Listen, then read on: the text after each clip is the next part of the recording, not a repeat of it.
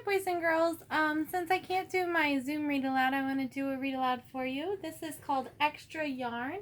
It's by Barnett and illustrated by John Classen. This is one of me and my kids' favorite books to read. You got that right.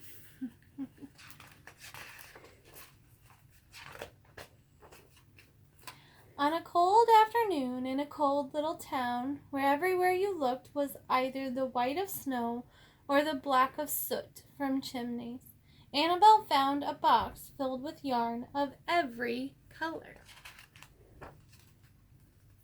So she went home and knit herself a sweater. And when Annabelle was done, she had some extra yarn. So she knit a sweater for Mars too. But there was still extra yarn.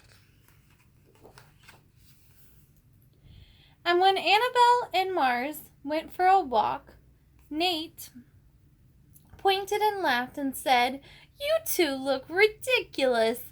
"You're just jealous," said Annabelle. "No, I'm not," said Nate.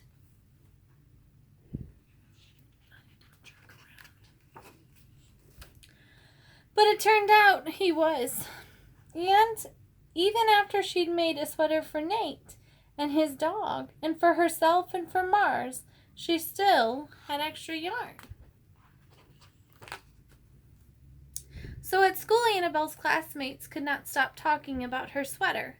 "Quiet!" shouted Mr. Norman. "Quiet, everyone! Annabelle, that sweater of yours is a terrible distraction. I cannot teach with everyone turning around to look at you." "Then I'll knit one for everyone," Annabelle said, "so they won't have to turn around." "Impossible," said Mr. Norman. "You can't." So it doesn't sound like a very nice teacher. But it turned out she could, and she did. Even for Mr. Norman.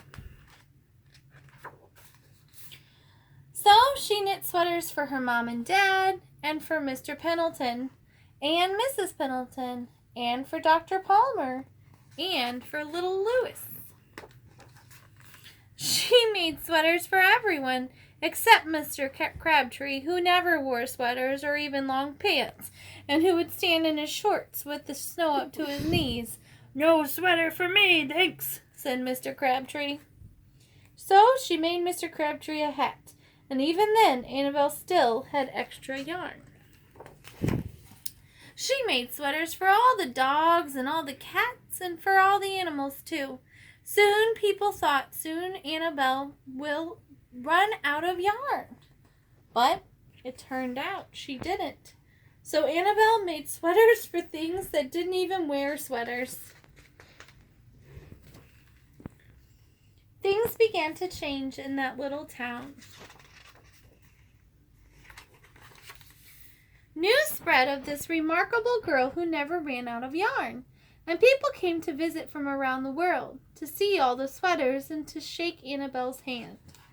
And one day an archduke, who was very fond of clothes, sailed across the sea and demanded to see Annabelle. "Little girl," said the archduke, "I would like to buy that miraculous box of yarn, and I am willing to offer you $1,000,000. "No, thank you," said Annabelle, who was knitting a sweater for a pickup truck. The archduke's mustache twitched. $2,000,000, he said, and Annabelle shook her head. "No, thanks." $10,000,000, shouted the archduke. "Take it or leave it." "Leave it," said Annabelle. "I won't sell the yarn." And she didn't.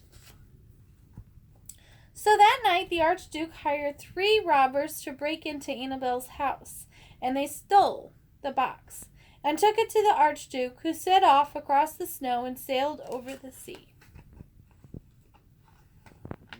back to his castle.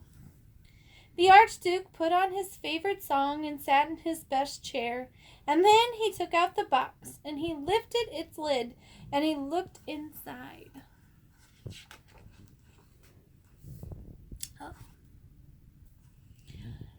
His mustache quivered, it shivered, and it trembled. The archduke hurled the box out the window and shouted, "Little girl, I curse you with my family's curse. You will never be happy again." But here's the box on the little thing of ice. And here's the girl.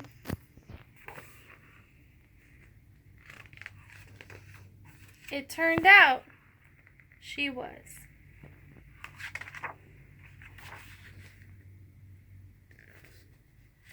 So just to recap, he said, he cursed her and said, I cursed you with my family's curse. You'll never be happy again. But it turned out she was happy again anyway. So, I really like this book. I think that it teaches us that sometimes you have a different perspective than other people, and that's really important because you can change the way people think by helping them see the greatness in life. So even when people try to do things like curse you or say mean things to you, as long as you have the right perspective and you think positive, then your life will be much better for it. Thanks, guys.